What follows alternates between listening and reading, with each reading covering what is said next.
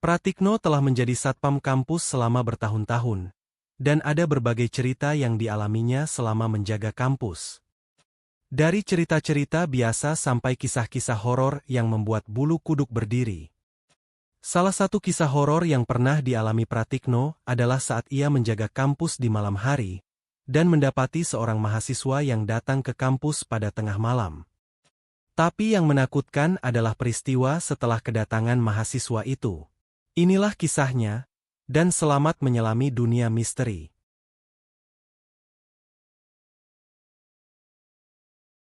Pratikno bekerja sebagai satpam di sebuah kampus di kotanya. Ada 4 satpam yang bertugas menjaga kampus itu, dengan 2 orang dapat shift siang dan 2 satpam lainnya dapat shift malam.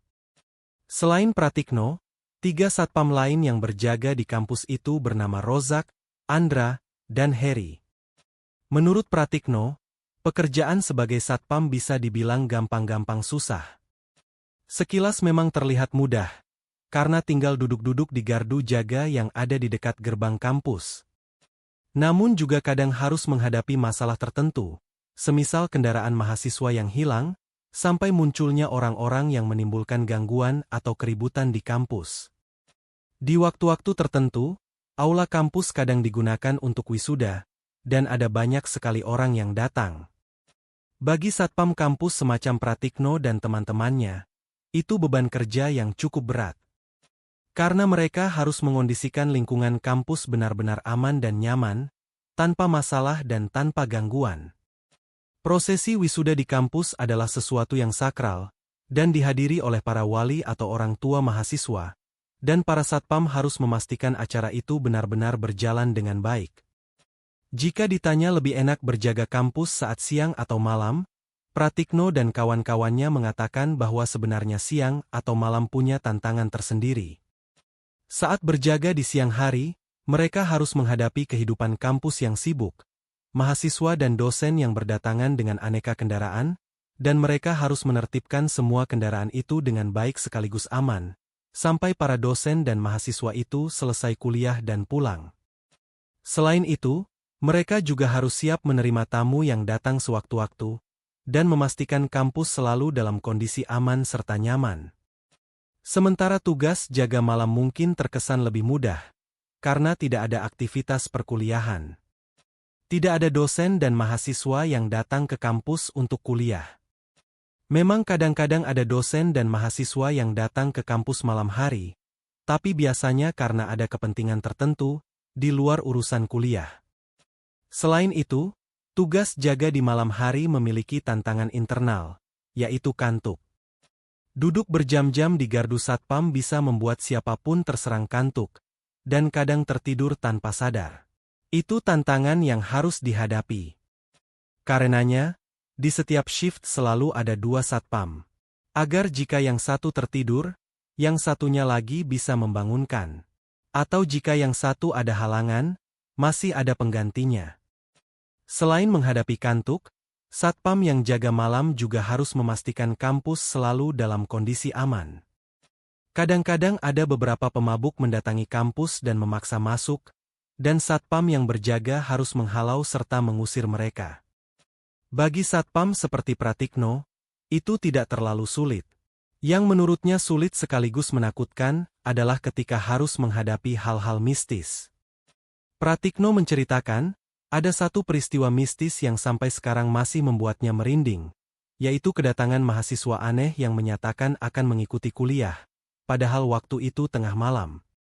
Kisah itu terjadi suatu malam, ketika Pratikno berjaga bersama Heri.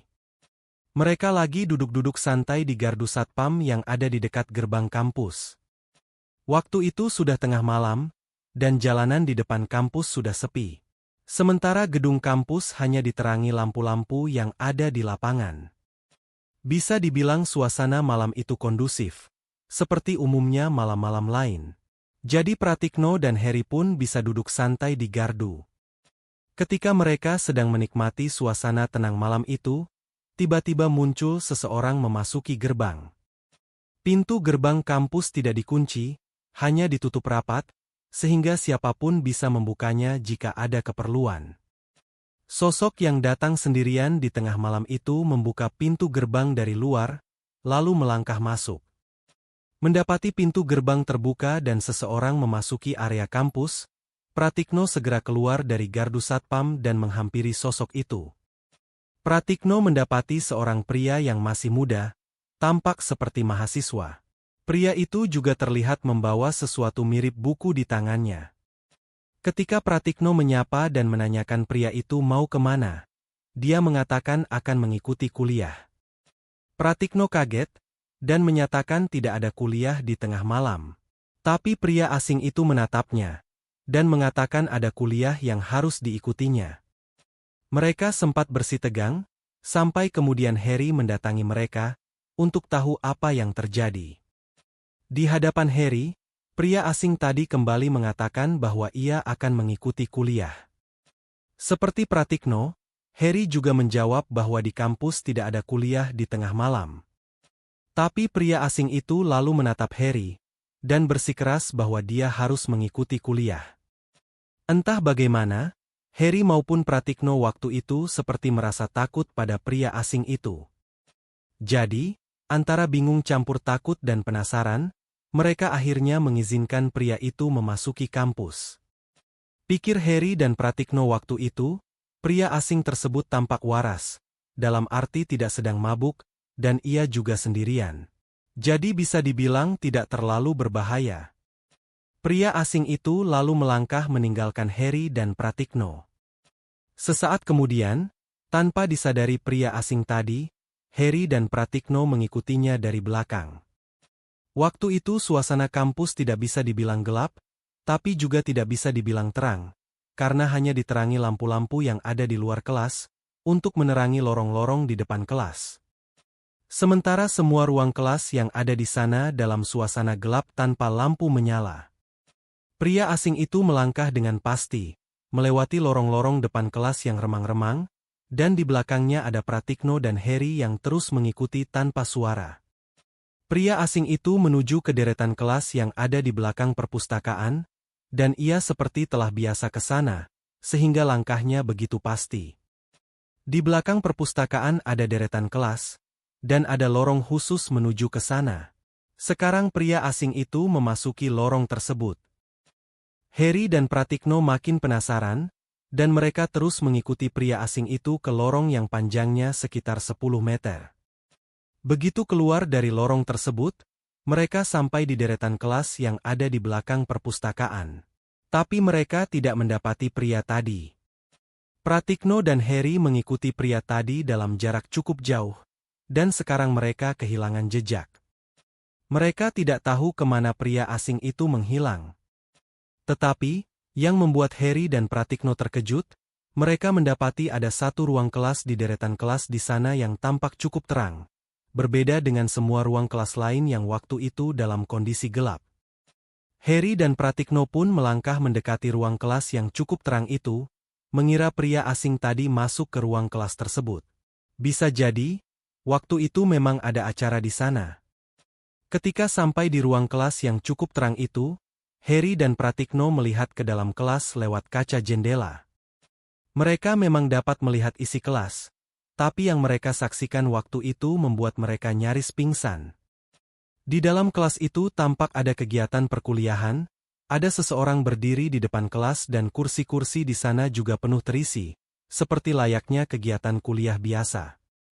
Tetapi, yang membuat Pratikno dan Harry ketakutan, semua yang ada di dalam kelas itu bukan manusia.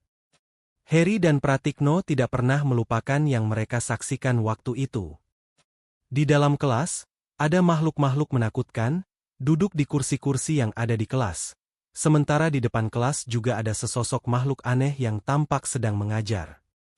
Makhluk-makhluk aneh itu semuanya memakai baju putih panjang, dengan rambut yang awut-awutan. Ketika Harry dan Pratikno melihat mereka lewat kaca jendela, beberapa makhluk di dalam kelas itu seperti menyadari kehadiran mereka, dan makhluk-makhluk itu menengok ke arah Harry dan Pratikno. Waktu itulah Harry dan Pratikno bisa melihat wajah makhluk-makhluk itu. Semuanya tampak berwarna putih dengan lingkaran mata berwarna hitam mengerikan. Harry dan Pratikno seketika kabur dari tempat itu, berlari sekencang-kencangnya menuju gardu jaga di depan kampus. Sejak itu dan seterusnya, Heri dan Pratikno serta 2 satpam lainnya membuat aturan khusus. Setelah memasuki jam 9 malam, pintu gerbang kampus harus digembok. Mereka tidak mengizinkan siapapun masuk kampus, kecuali ada pemberitahuan terlebih dulu pada siang harinya. Aturan baru itu sepertinya bagus untuk semua pihak.